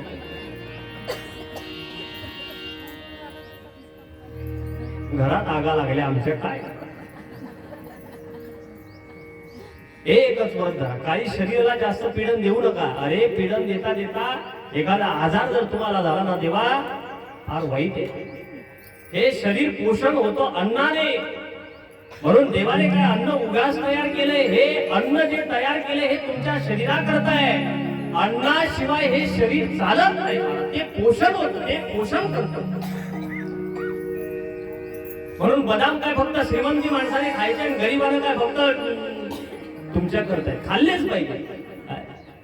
अरे भोग भोगण्याकरता तर धन आहे. धनाचा उपयोग कशासाठी आहे? फक्त कपाटामध्ये गड्ड्या लावण्याकरता धनाचा उपयोग नाहीये. ते धन स्वतःच्या शरीराकरता करायचं. आयुष्यभर तुम्ही संपत्ती कमवता गड्या, आणि संपत्ती कमावण्याकरता आयुष्य आयुष्य आयुष्य, आणि मग जे आयुष्य वेचताना ते धन जे तुम्ही कपाट कमावलं ते धन मग डॉक्टर साहेब बीपी लो, हाय हाय लो, डायबिटीज, तुमचा लो पैसा खर्च करायचा. अरे धन आहे कशा करता? ते स्वतः करता ना, ते काय दुसऱ्या करताय? म्हणून कधी करता धन खर्च केलं पाहिजे. कधीतरी आपल्या भारत देशामध्ये भ्रमण केलं पाहिजे. कधीतरी उज्जैनला गेलं पाहिजे. महाकाल प्रगट झाले, ते महाकाल आहेत कसे पाहायला पाहिजे. दादा पाहायला पाहिजे. काय चालू होतं आपलं? मला कीर्तन. तपाशिवाय माणसाची पत वाढत नाही. तप 3 प्रकारचे आहेत. कायिक म्हणजे एकादशीचं व्रत, एखादं तप करणं, हे तप आहे. तप आहे. पण एकादशीचं व्रत करत असताना कसं करायचं मग? सांगितलं म्हणजे फलाहार सांगितलं एकादशीला. मग फलाहार म्हणजे कसा? सकाळी उठता बरोबर सूर्योदयाच्या अगोदर एवढी दटकन उसळ, दुधाचा ग्लास, शेंगदाण्याचे लाडू, भगर, आलूचे चिप्स. वारी एकादशी असं सांगितलं गेलंय. म्हणजे कॅलरीज जास्त वाढव तुम्ही. असं आहे एकादशीच्या दिवशी ते डॉक्टर मला म्हणले एके ठिकाणी, चांगलं होतं त्यांचं. म्हणजे महाराज तुम्ही एकादशीला जे फराळ घेताना तुमच्या पोटामध्ये जास्त कॅलरीज जातात, कमी नाही जात. आणि खरंच आहे, अन्नापेक्षाही या ज्या केळामध्ये तुम्ही फळं वागा याच्यामध्ये जास्त कॅलरीज आहेत. तुमच्या या पोटाला काय विज्ञान सांगतं की 15 दिवसातून एकदा या मशीनलाही कधीतरी आराम दिला पाहिजे. आता हे मशीन आहे, हे सारखी जर तुम्ही 24 घंटे चालवा ते धुकूटच मारेल. हे धुकूट मारेल. तसं हे मशीन आहे आपलं. हे मशीन ही चालत राहतं महाराज, आणि ते त्याच्या भरोशावर चालतं म्हणून बरं आहे.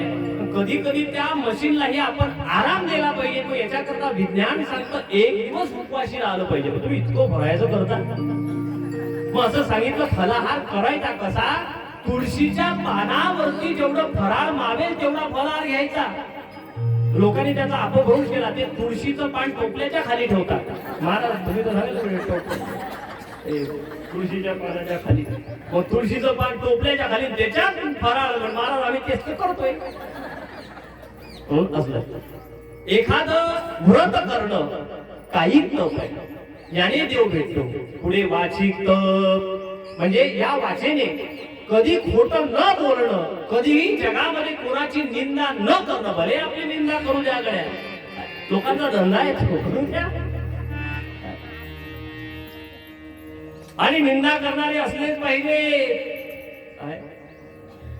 निंदा या वाचेने न करणं हेही एक तप आहे. खोटं न बोलणं, पुढे विसंगत न बोलणं, उपहासात्मक दृष्टीनं न बोलणं. वाचेचे 12 अपराध सांगितले गेले. वाचेचे ज्ञानोबाराणी ज्ञानेश्वरीमध्ये त्याचं विस्तृत असं वर्णन केलंय महाराज.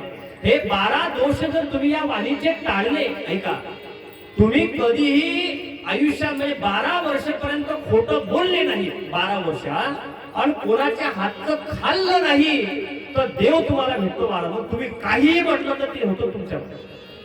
अध्यापक व्हाल तुम्ही देवता ते भजाल, मग देवता तुम्हा तुष्टतील, मग परस्परा ते घडेल पृथ्वी जेथ, मग जे जे तुम्ही करू म्हणाल ते आपैसे सिद्धी जाईल. तुम्ही काही म्हटलं ना महाराज तुमचं होत राहील बोलणं, पण 12 वर्षापर्यंत खोटं बोलायचं नाही.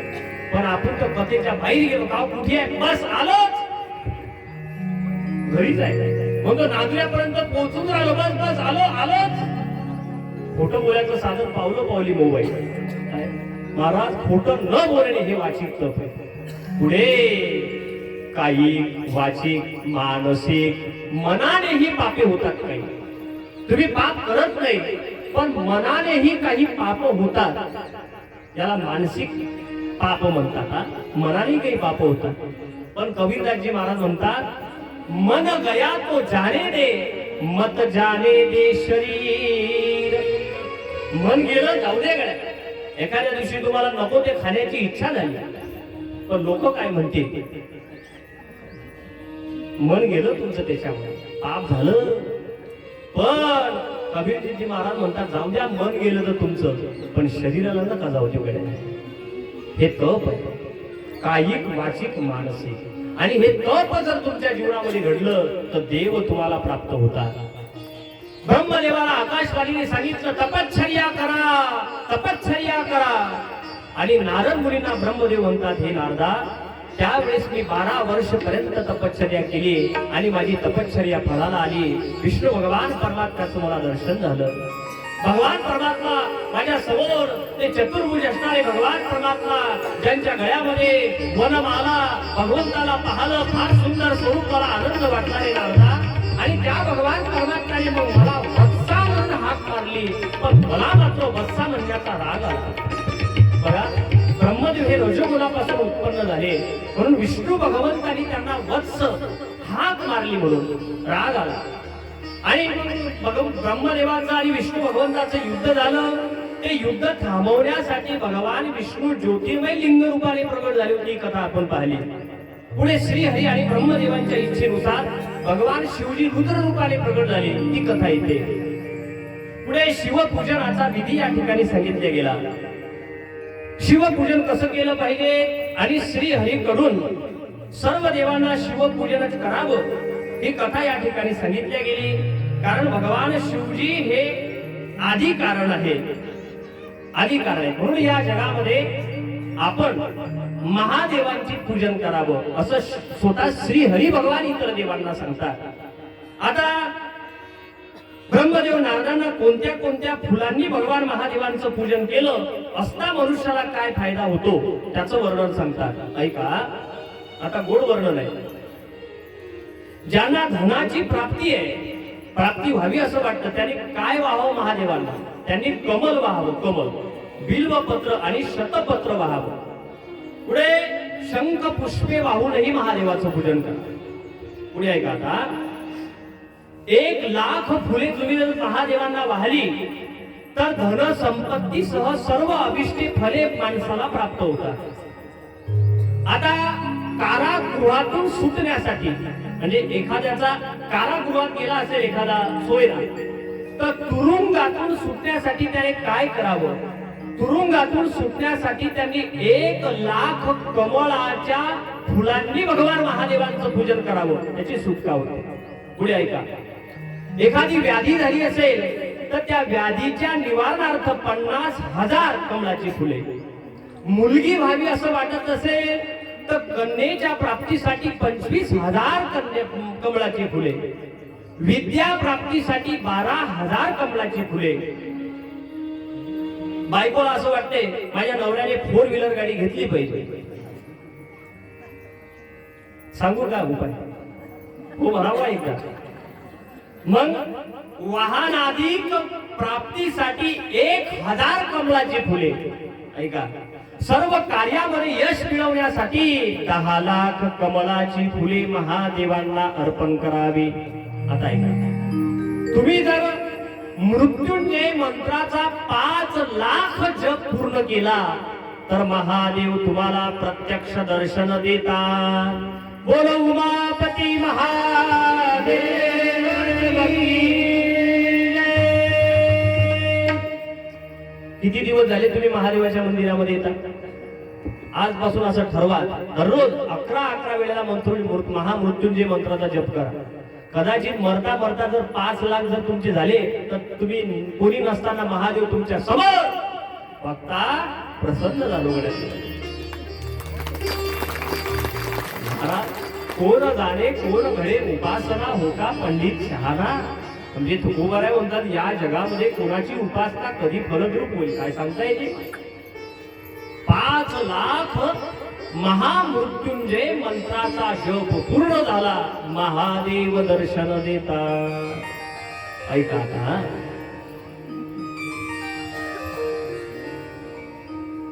चार लाख जप झाला पूर्ण मंत्राचा. कोणत्या? महामृत्युंजय मंत्राचा. समजा तुम्ही 5 लाखापर्यंत गेले नाही, पण 4 लाख जर जप झाला मग काय होतं? तर व्यास महर्षी सांगतात, 4 लाख जपाने भगवंताचं स्वप्नामध्ये तुम्हाला दर्शन होतं. जर स्वप्नामध्ये देव तुम्हाला भेटत असेल, दिसत असेल तर तुम्ही भाग्यवान. आपल्याला स्वप्नामध्ये देव दिसतच नाही. मग कधीतरी स्वप्नामध्ये आलं का तुमचा पंढरपूरचा विठोबा तुमच्या समोर? काही लोक म्हणतात, महाराज आम्ही त्याची पूजा तशी करत नाही. का करत नाही हो तुम्ही देवाचं भजन? नाही म्हणून तो देव आमच्या जोपर्यंत स्वप्नात येत नाही तोपर्यंत आपण जातो. तो काय का जावाई आहे का तू बोलावलं म्हणजे आला तुझ्या स्वप्नात? अरे भगवान स्वप्नामध्ये येण्याकरता 4 लाख महामृत्युंजयचा जप सांगितलाय स्वप्नामध्ये. म्हणून तर आपले स्वप्न काही वेगळेच नाही. आपले स्वप्न काय खरे आहेत महाराज? एका माणसाला स्वप्न पडलं, त्याने स्वप्नामध्ये मोटरसायकल घेतली, सेकंड हँड. फार हरीक झाला त्या, बसला. पण स्वप्न ध्यानात ठेवा, लागला किका मारायला लागला. गाडी चालू होईल, मागे पाठीमागे पोरग गुच्ची बसेल. बाबा काल तर घेतली, आज चालू होत नाही. अरे काय म्हणे, काय झालं काय माहिती, चालवा मारा किका. पण स्वप्नात आहे. बायको बाजार शेजारी झोपली, पोरगा शेजारी झोपलाय. परत किका मारायला लागला. बाबा का होत नाही चालू, गाडी चालू होईना, पोरग दम धरेना. लागला असा किका मारायला. किका मारता मारता स्वप्न, त्याच्या अंगावर होती गोधडी. पण किका मारता मारता मारता मारता त्या गोधडीला पडलं एवढं शीतलं. बायकोही घाबरली, कोणी बाबा झालं. बायकोही भेजाय त्याच्याजवळ जायला लात मारून उठवलं, उठा. ते उठले म्हणजे गाडी आहे, गाडी काय म्हणे, गोधडी भोग पडलं त्याला, गोधडी गेली, गाडी.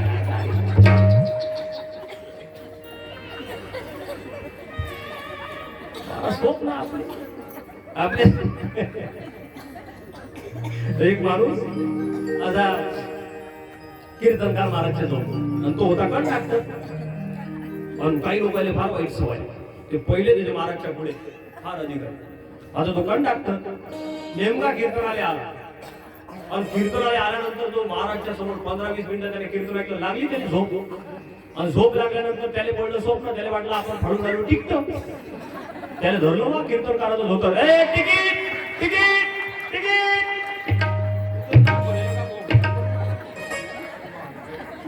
हो म्हणे, माझ धोतर कीर्तनकाराचं धोतर सोडलं, महाराज तिकीट. स्वप्न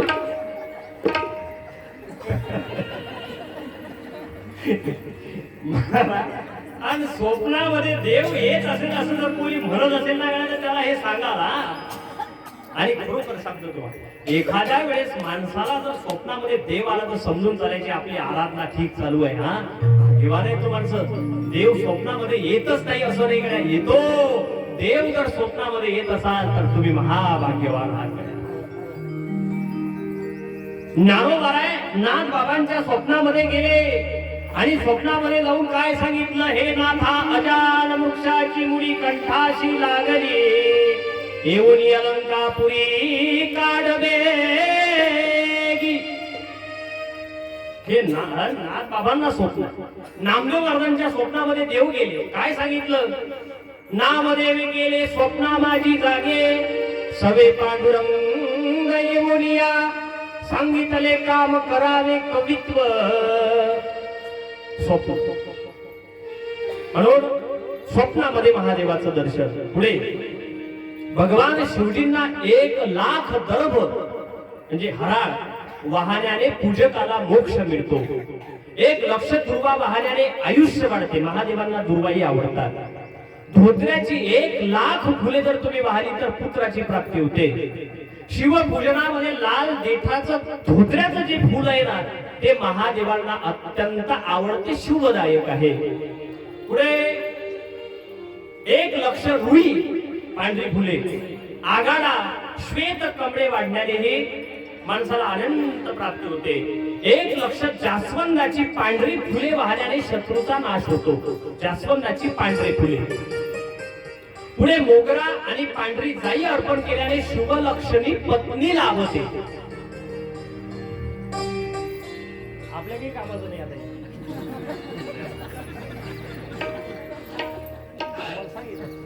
हे वर्णन आहे. मोगरा किंवा पांढरी जाई अर्पण केल्याने शुभ लक्षणी पत्नी लाभते. काही लोक म्हणतील मला ती भेट, त्याचा उपाय सांगा. जुईची फुले वाहण्याने घरात कधीही अन्नाची कमतरता पडत नाही. जाई आली, जुई आहे ना, जुई.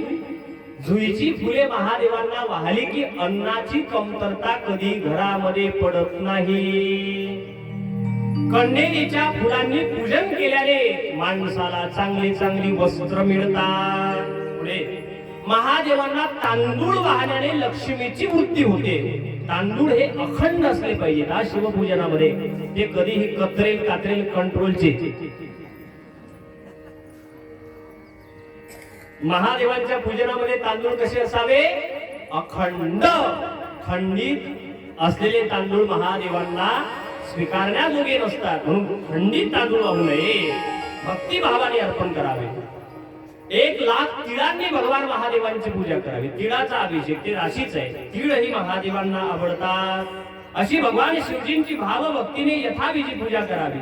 त्यांना जलधारा समर्पित कराव्या. जलधार महादेवांना जलधारा म्हणतो आवडते. ही जलधार अर्पण केल्याने, आता महादेवांना आपण हिवाळा आहे म्हणून जलधार काढली, पण ही जलधार अर्पण केल्याने मनुष्याचं कल्याण होते. शिवपुराणामध्ये असं वर्णन आलं, एखादा मनुष्य तापाने पीडित असेल, त्याचा ताप जात नसेल तर त्याने ज्वराच्या शांतीसाठी भगवान शिवजींवरती जलधार अर्पण करणे अत्यंत शुभदायक आहे. काही किड्या ताप जातच नाही माणसाचा. आता बरेचसे ताप आहेत आपल्याला. कोणते कोणते? ते आता नवीन ताप आला कोरोनाचा.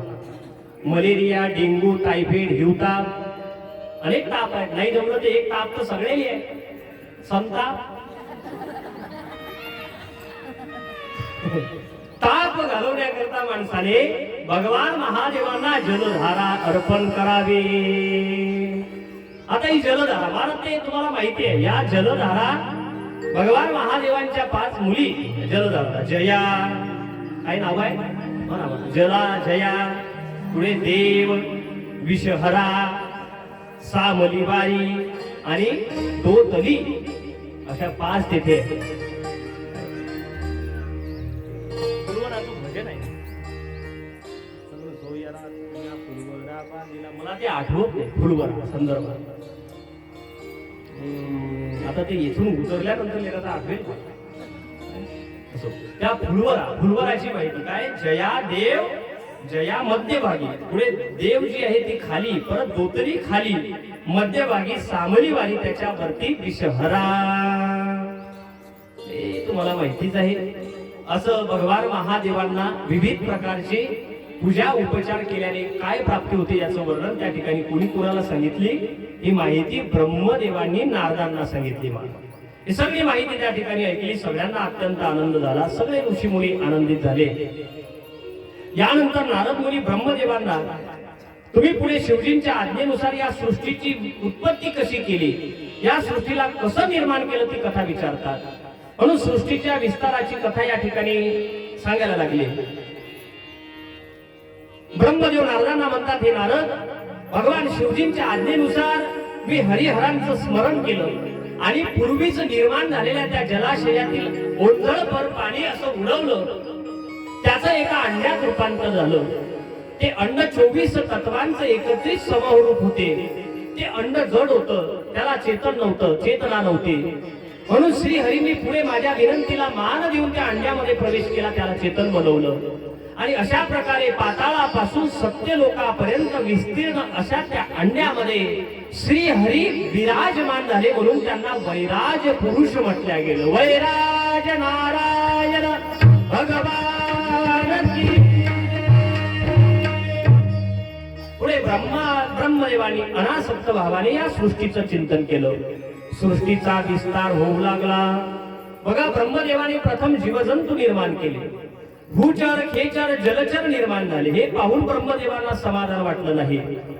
म्हणून त्यांनी त्यांच्यासारखीच एक आकृती तयार केली.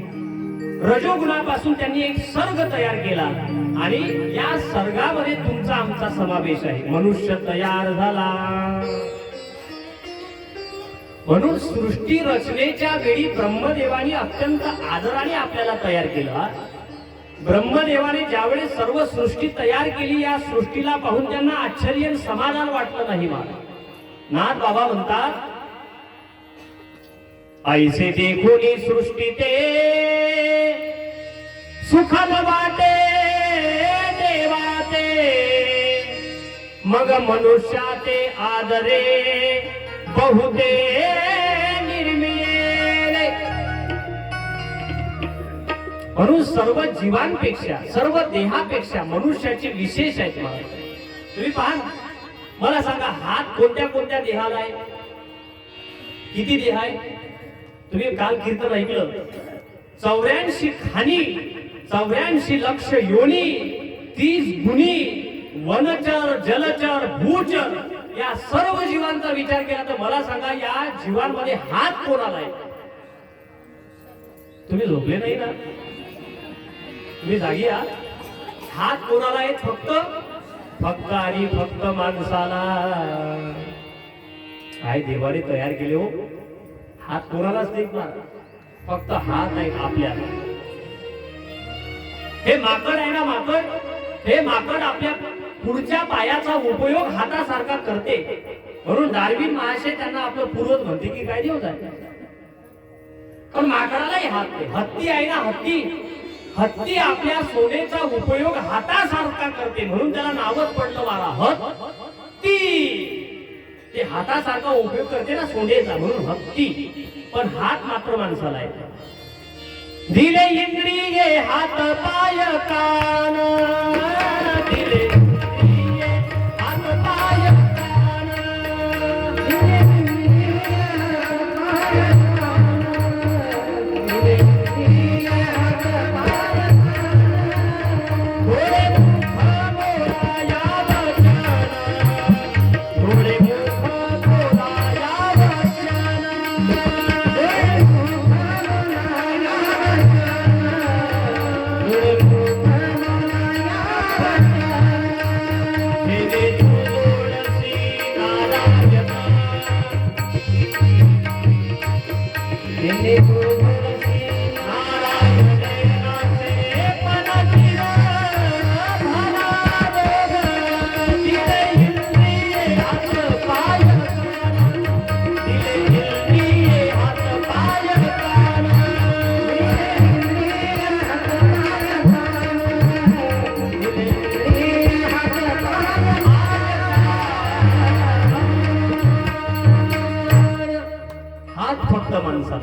पुढे हसणं आहे ना, हसणं, हे हसणं फक्त माणसाला आहे.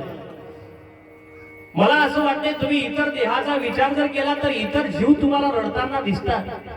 कधी कुत्र्याच्या डोळ्यातून अश्रुधारा वाहताना तुम्हाला दिसतील, बैलाच्या डोळ्यातूनही अश्रू वाहतात, कधी कधी गाईच्या डोळ्यातूनही अश्रू वाहतात. महाराज रडतात, जीव रडतात, पण हसतो ना फक्त जीव, माणूस. कधीतरी जगातलं कुत्र तुम्ही हसताना पाहिलं? कधी गाय हसताना पाहिली नाही.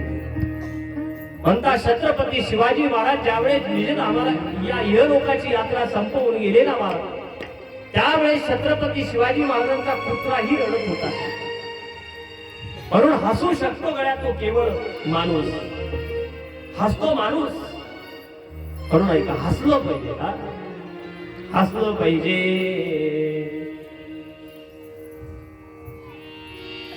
जो मोठ्याने हसतो तो मोकळ्या मनात. काही काही माणसं फार मोकळे हसतात, त्यांचं हसत थांबत नाही मला, तो मोकळ्या मनात. जो स्मित हसतो फक्त तो आतल्या गाठी. हे फार खराब. काही काही असे हसतात ते दाते दाखवते माणसात आतल्या गाठीचे. आणि असं आहे, माणसाचा रंग कसा आहे याला किंमत नाही. माणूस काळा कुठं असू द्या, पण त्याच्या चेहऱ्यावरती जर हसत असेल ना गड्या तो प्रिय वाटतो. एखादा गोरा गोरका पण कधी पाठ डांबरेल त्याले कोण त्याची बायकोही भीते.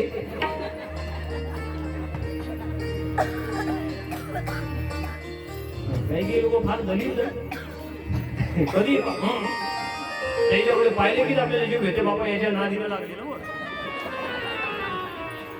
माणूस सकाळी उठला की बाय बोल, आज कोणाचं तोंड पाहिलं काय माहिती, सगळं काहीच आपलं बरोबर नाही होऊन राहिलं. तूर सोग्याने माणसं येणार नाही, भेटले नाही, पाणी हवाय, काहीच नाही चांगलं होऊन राहिलं, काहीच नाही चांगलं होऊन राहिलं. तिकडे पंगत होती म्हणे, पंक्तीमध्ये गेलो, बुंदीची पंगत होती, सगळे दमकन बुंदी खाली, मी गेलो, बुंदी संपली.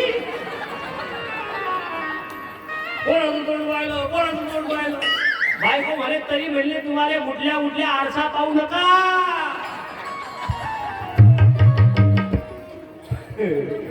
हे तरी तर होत.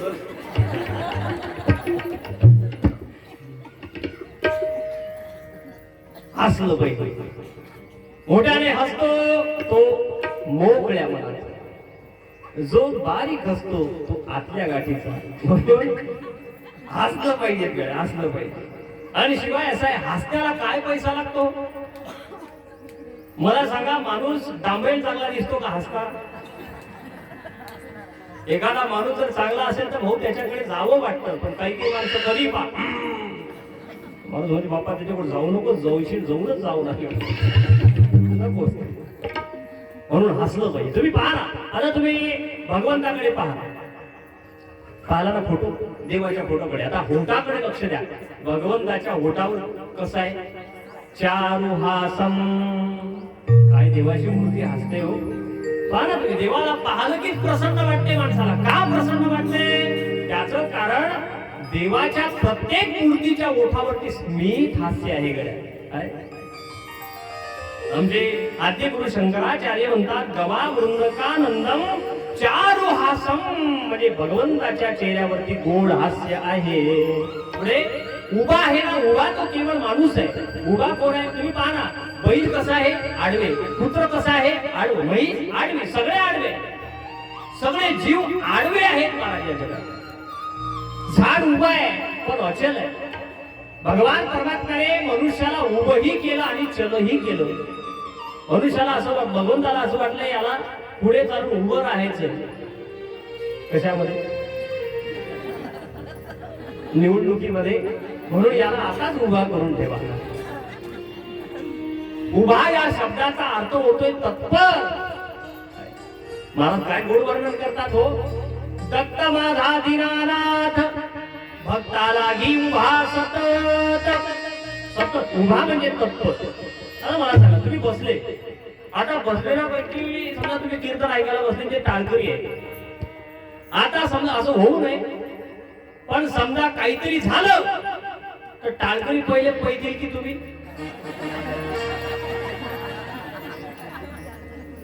तुम्ही बसला, अरे बाप्पा रे, ओ करता करता तुमचं काय होईल? हे उभे असतात दादा, ते तत्पर असतात. म्हणून काही काही लोक मागे कीर्तन आणि उभेच असतात. ते म्हणतात भाऊ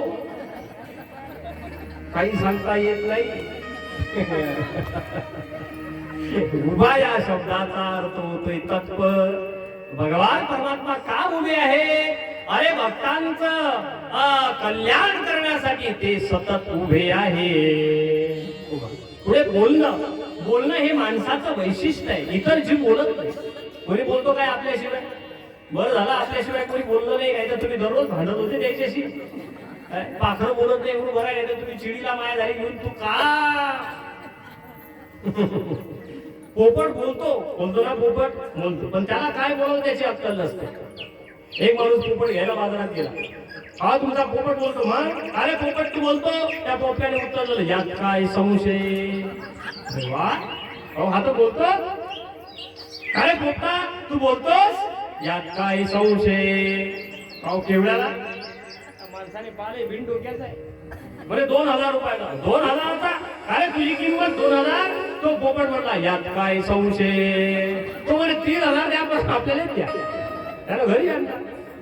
आता घरी आले त्याला काही म्हणे, पण तू एकच म्हणे, यात काय संशय. काय झालं की काळे, यात काय संशय. काळे म्हणे फसवलं वाटते म्हणे, यात काय संशय.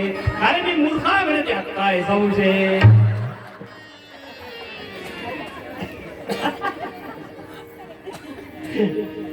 पोपट बोलतो, पण काय बोलावं त्याला कळत नाही. म्हणून बोलणं माणसाचं वैशिष्ट्य आहे.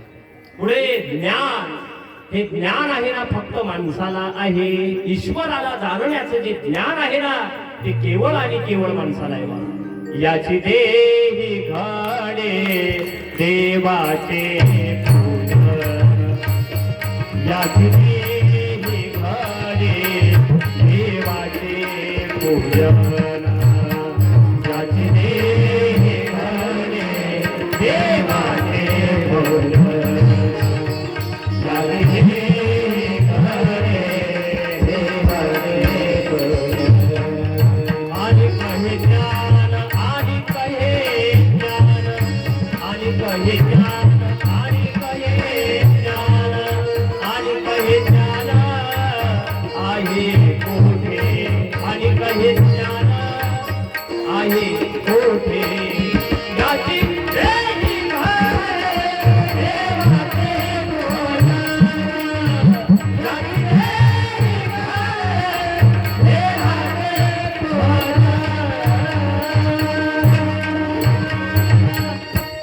भगवंताने माणसाला तयार, अजून काय काय तयार झाले. भगवंताने ही सृष्टी रचली, संतानी मुलींना निर्माण केलं. पुढे रुद्रजी भगवंताचं प्रागट्य झालं आणि पुढे ही सृष्टी तयार करता करता कामदेव प्रगट झाले, पितर उत्पन्न झाले, वैश्यात अनेक अग्निश्वात उत्पन्न झाले आणि सती मातेचा अवतार झाला. ही सती माता कशी अवतीर्ण झाली कथा विचारल्या गेली. म्हणून सती मातेच्या अवताराची कथा आपणही पाहू. सतीच्या जन्मापर्यंतचं कथानक आपण या ठिकाणी पाहू, पण ती कथा आपण आता पाहू नाही तर अगदी 10 मिनिटाच्या विश्रांतीमध्ये पाहू. विश्रांतीनंतर पाहू. 10 मिनिटानंतर याच ठिकाणी भेटू. अत्यंत गोड कथा आहे आणि जसं जमेल तसा सांगण्याचा प्रयत्न आहे. सृष्टीखंड झाल्यानंतर सतीखंडाला सुरुवात होईल आणि या सतीखंडामध्ये कशा पद्धतीने सती माता अवतीर्ण झाली ती कथा तुम्ही ऐकली नसेल. म्हणून सती मातेची अत्यंत गोड अशी कथा. कोणतं व्रत केलं होतं सती मातेने भगवंताला प्राप्त करण्यासाठी आणि सती मातेचं आविर्भावन कसं झालं, कसा विवाह झाला ती कथा आपण पाहू. अगदी 10 मिनिटाच्या विश्रांतीनंतर. 10 मिनिटाच्या विश्रांतीनंतर पुन्हा या कथेमध्ये भेटायचं आहे. तोपर्यंत हर हर महादेव. या या या पटकन या. 10 मिनिटात.